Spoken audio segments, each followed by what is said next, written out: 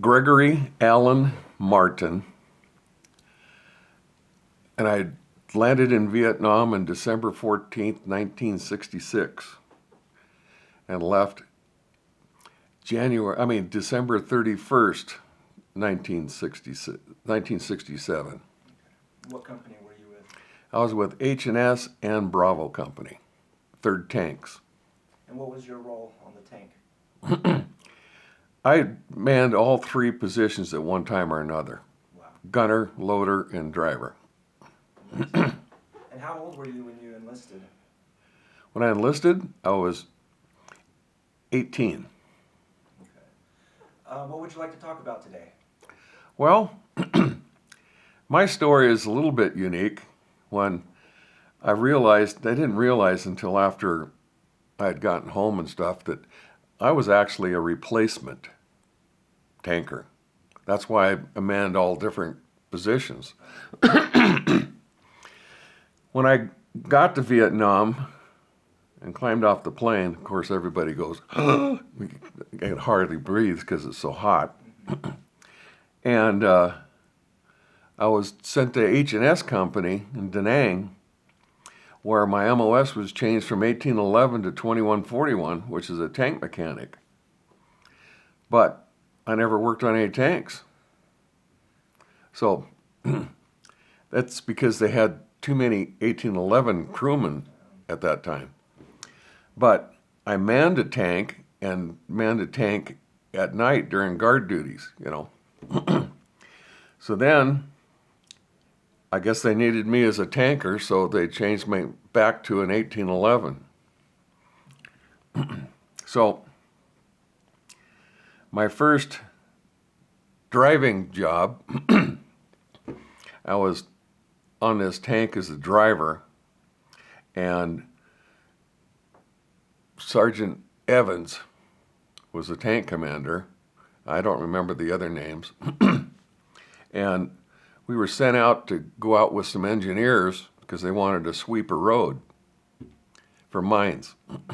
And so we got there, and the engineers went down this gully and checked it all out and says, it's clear, but nobody knew for sure, So they said, okay, we're going to run the tank down there.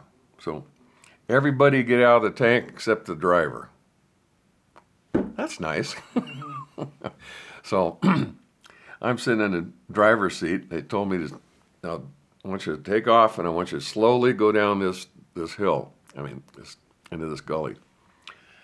And being brand new and dumb, I'm sitting up there looking out over the hatch, so I could see out there, And this gunnery sergeant came up alongside of me and says, I don't remember what names he called me, but he told me, stupid, drop the seat down. If you hit a mine, it's going to take your head off. So I dropped the seat down and was looking through the periscopes, and it wasn't 15 seconds later, and kaboom! The left front road wheels detonated a mine, and it they said it sent the road wheels like 100 yards away from the tank. It was that big of a blast. And so I was knocked out temporarily, because banged my head inside the driver's compartment. And my tank commander, Sergeant Evans, he was the first one to jump on the tank, come down inside, and looking for me to find me, get me, and make sure I was all right. Well, I woke up by then, and there was stuff broke all over the place, especially canister rounds. They fell over, and there was a little canister pieces just all over the deck of the tank. So they dragged me out of there, and they had a retriever come and pull the tank back out of the ravine. And so we had the 2 tanks sitting there and the retriever, and then we took a couple of rounds of sniper fire. So I don't know if it was actually sniper fire or somebody had an accidental discharge. But one of the rounds ricocheted off the tank and hit me in the hand and arm. So that's where I got my first Purple Heart. I mean, the gunny came over and he wrote my information down on a tag, gave it to me. I thought it was just to go to sick bay afterwards and get them treated, because it wasn't bad enough to go to a hospital or anything. But later I found out that it was for, wounded in action. So that was my first role as a driver. And then I went back to the H&S company, and then we were sent out on a 6x loaded with 90mm ammo to take the ammo out to different hills. I think we were going out to Hill 55 or 32 or something like that. I don't remember. So it's loaded with tank ammo, and the tank ammo came up just a little bit above the cattle rails. And so I was sitting behind the driver. I could touch the canvas top on it, and with my feet dangling over the edge. We got to a point where I could see the base that we were going to out in the distance, a couple of miles away. And we're going through this little ville. And then, again, a mine. All of a sudden, the left front wheel, where the driver is, a mine was detonated. They figure it was remote control detonated. And just blew the holy crap out of the truck and sent me flying. I landed on my back and was, again, knocked out for a few seconds.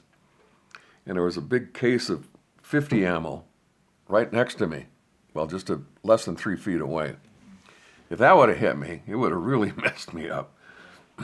But at least I wasn't wounded, and when I got up from the ground, the other guy that was on the back of the truck, he had his .45 out, and he was looking like this. And I said, "Put that thing away." I mean, if there was the gooks out there that were with rifles and stuff, we'd already be dead, because he was pointing it all over the place, So anyway, so that ended that, and went back to the H&S Company area. And H&S Company was going to be moving up to Fubai. And so they sent a bunch of us tankers, the extra tankers, and sent us up to Camp Carroll. So up there, I just spent a lot of time on guard duty. We didn't go out in the tanks very often. And from there, I was sent to, from there, when I was there, I got a 104-degree temperature. And so they thought it was malaria. So they sent me to the hospital, where I had to take cold showers. That was just horrible. They'd get you up every 4 or 5 hours and say, "You got to take a cold shower," Oh, I hated that. That was horrible. And then when I got back to Camp Carroll, my duffel bag was there.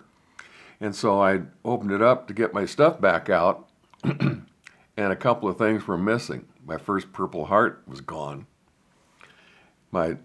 This bayonet that I brought with me, that was my grandfather's in World War I, he was in the Army, was gone. So never could find out who actually packed my sea bag. But anyway, So anyway, we were up on Camp Carroll, and we did do a couple of convoys, and nothing resulted from that. Then I got orders to go to C2. It's a it's a base that was up higher, and you could overlook and see Cantien. So I was sent up there as a crewman up there, because I don't know if somebody left or rotated or went on R&R or whatever. But I was sent up there to be a part of that crew. And guard duty again every night. And we also we were fired H&I, harassment and fire.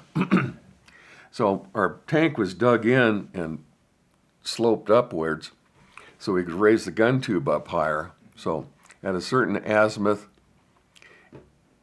and elevation, we'd load up a 90 HE and on the way, boom, So that was every several hours we'd do that. And so one night I was up on guard duty on top of the tank, and I saw this huge firefight, and I couldn't believe how much stuff was going back and forth. And what that was is May 8th, 1967, when Cantien got overran by the NVA. They didn't keep the Cantien, they just overran it, and then they left. A few weeks later, I got orders that I was going to Cantien. I said to myself, oh shit, I'm dead now. So go to Cantien, and I'm attached to Bravo 2-3. That's where I met the guys that I mainly remember their names and associate with nowadays, Terry Hunter and Hank Brightwell. And so at that point, we had a nice hooch right next to the tank. And we spent a lot of time in air because almost every day we got incoming artillery fire.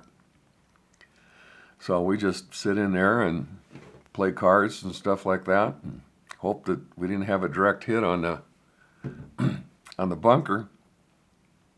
Well, we didn't, so I'm still here. Anyway, whenever you wanted to go to the head, you had to run. You didn't walk, you ran to the head, or you ran to the first aid tent or something like that if you needed something from them or whatever. Or to get some chow when we did have hot chow. And then run back. So anyway, July 2nd, 1967, that's when Operation Buffalo started. And Bravo 19, nicknamed the Walking Dead, grunts, went into the DMZ chasing after a company of NVA. Well, it was a trap, And so this whole battalion, or bigger than a battalion, of NVA surrounded them and was just annihilating them. So we got orders that all 4 tanks that were at Cantien were going to go out there to rescue Bravo 19. So the 4 tanks took off from Cantien. 2 went down one road to the left, and 2 went down the right road, to the right, and we're going to converge in to help rescue Bravo 19. Well, little did we know that we were just walking into the same trap. And here we just nothing but surrounded, and all this fire going on and stuff like that. And Hank and I got out of the tank to help load up some of the wounded and dead onto the fenders of the tank. And when we were driving in there, I could actually see the river at one time. And then again, we hit a mine. This is my third one now. We hit a mine. Blew the track off. Well, we were dead in the water. We couldn't go anyplace. And the tank commander said he spotted some gooks in the brush with RPGs, and so he opened fire on them. But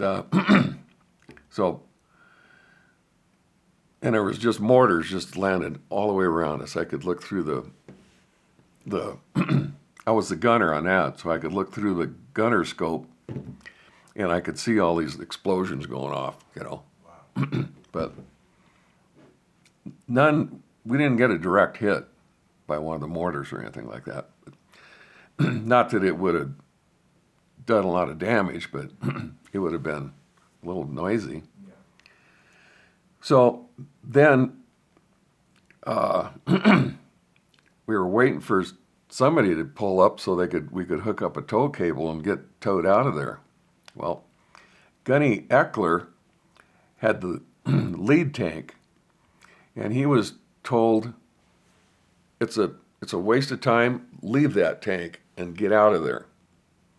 And he basically told him to go to hell. He says, I'm not leaving a tank and a crew in there to be killed. So he brought his tank down and he backed up in front of ours. And between the two tanks, we had one tow cable. And so we hooked it straight from the right side of his tank to the right side of ours where the track was blowing off. And he started pulling us out of there. Well, when he just started pulling us out, we took a couple RPG hits. One hit the gypsy rack, and the second one hit the loader's hatch, and that's where Hank Brightwell got wounded in the back and shoulders and stuff, and he had shrapnel pieces sticking out of his helmet. Anyway, it created a fire inside the tank, and so Corporal Holston, he was the tank commander, he told everybody to abandon the tank. So he jumped out, and I started to climb up on the tank commander's seat, and I saw Hank laying down there on the floor, all dazed up. And I said, well, it ain't gonna blow up. So I just stayed inside the tank and helped get Hank Brightwell off the floor. And so then we started taking off again, and Holston, he came up, got back on top of the tank and climbed down inside, and so I had to get out of the way, and I got back down in my gunner's position, but I couldn't traverse the gun or anything like that because we had all these dead Marines on top of the tank. So I looked through the scope again, and I could see all these guys running all over the place in their black uniforms. So they're just all over the place. And we were able to fire off one round because towards some of the gooks, and I saw two of them, they just disintegrated. Two gooks. I mean, they just went away completely. So anyway, they towed us out to the clearing out of the DMZ, and where the helipad was, where they were bringing in the choppers to pick up wounded and dead. And so then we started getting hit with mortars again. So nothing we could do but just climb underneath the tank and to be protected from the mortars. And so then after that, we were trying to unload some of the dead off the tank. I remember, I don't remember who the other guy was, but he grabbed the guy's feet. I grabbed his arm, and he just slipped out of my hand. It was just, his whole arm was just sweaty and gooey, and his head hit the ground. I said, "Oh, that's horrible." But oh, by the way, with the third RPG that hit the tank before we got out to the clearing, that missed the ammo by about this far and crashed into the turret wall in front of me on the gunner side, and I got shrapnel in both legs, and Terry Hunter got shrapnel all up and down his back. He was the driver. So then, but after we got back to the clearing, I could still walk, but it was sore, and one leg was really sore. And that's when I tried to unload one of the guys off the tank, and then I just told one of the other sergeants or whatever, I said, I can't do it. My leg is hurting too bad. So he told me, well, go over here because you're going to be medevaced in a few minutes, you know. And while I was standing around, I watched this lieutenant walk by me, and he was just walking around in a daze, and he was holding his arm like this, and from about here to here, the bone was there, and the elbow bone, but there was no meat, no flesh. It was just totally gone. So I don't know whatever happened with him, if he lost his arm or what. So then Terry Hunter, Hank Brightwell, and me were put on the chopper to go to Cameron Bay. That's where all three of us went. I had surgery, and of course, Hank and Terry Hunter had surgery to remove the shrapnel from their backs and his shoulder and all that kind of stuff. So we were there for about 3 weeks recovering, and I think we didn't all leave at the same time, but when we all went back to different places, and so I was sent to 1st Platoon, Bravo 1st Platoon, that was in the rock pile. And there we ran convoys often. And so there was a couple of times we got ambushed, but not a a lot of damage or anything. But this one convoy, I was standing up in this time I was a loader. So that was my third position. So I was the loader, and I'm standing up in the loader's hatch with about this far out of the loader's hatch because I'm standing on the seat. And this lieutenant, I think his last name was Fitzgerald or something like that, you know. He was standing up in the TC hatch, and he didn't have the clamshell halfway up. He was all the way down.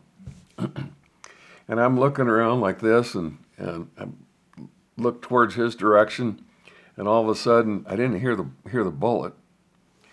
I didn't hear the gunfire, but I heard a thump, and then I saw a squirt of blood go shooting out from his chest. So he got hit with a sniper. Well, I found out that the grunts pulled the sniper out of the sniper hole. You know, finish up with him in a minute.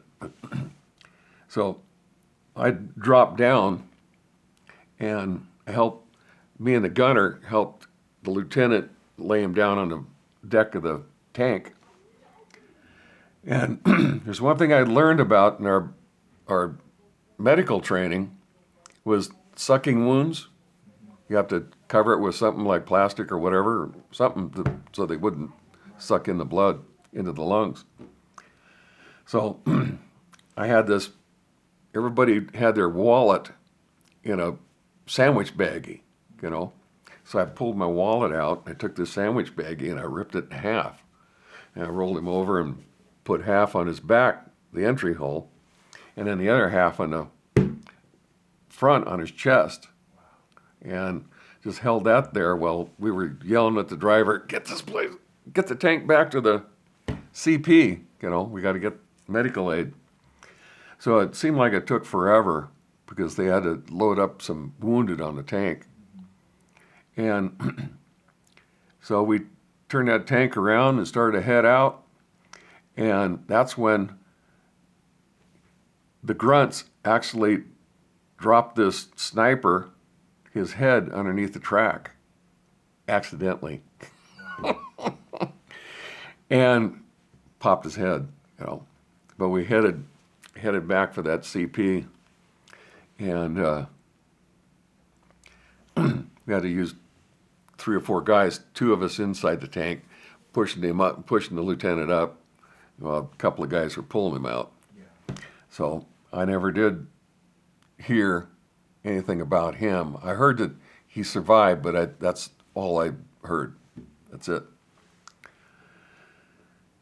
So we get back to that area, back to our rock pile, and Lieutenant Himes, that's here now today, came up to me and said, well, you have 2 Purple Hearts, so you have the option to go back to a rear area, or you can stay here. I said, send me to the rear area, you know. So again, I went to Fubai and was attached to H&S Company again, the second time. So again, there we had too many tankers, but we still had to do guard duty and all this kind of stuff. So I stayed there until it was time to rotate out, and that's when I was sent down to Da Nang to catch my plane going home. Wow. So December 31st, 1966 is when I finally flew out of Da Nang. And so that's my replacement story. Wow, that's amazing. What did you do when you got out? I was sent to Camp Lejeune. That was my second time at Camp Lejeune. And then in Camp Lejeune, I went on a BLT in the Caribbean. So we had a platoon of tanks. And we were on an LSD, which is landing ship dock. So each tank was on a boat inside the belly of the LSD. So they had a tailgate. They would fill their ballast up so the back end of the ship would sink into the water. And they opened the tailgate and it'd fill water inside that big area and float the boats and take us to shore where we'd get off with the tank and go on maneuvers and stuff like that, you know. Yeah. So got back from there, and I didn't like being out there on the East Coast at all, and I hated grits. So I put in for a transfer to be transferred to Bangor Naval Ammunition Depot for a Marine detachment there for guard duty. So I was sent out there, and then after a while, then I went to back down to California to Camp Pendleton, where I was discharged from there and sent home. So, and then my first job at home, I went to work at Pier 91, which was the military, where we loaded and unloaded boxcars and trucks with frozen beef, sides of beef, or boxes of beef, be hamburgers or some kind of meat like that. So I did that for several months until I got a job in a wrecking yard as a parts puller. So then I became a junkyard dog. So from there, I just different jobs until I found my career in telecommunications Wow. and retired at 65. And thank you so much for spending your time sharing your Mhm. stories with everybody. It means a Oh. lot to people. So, Oh, and thank you for your service. oh, well, thank you. Thank you for what you do.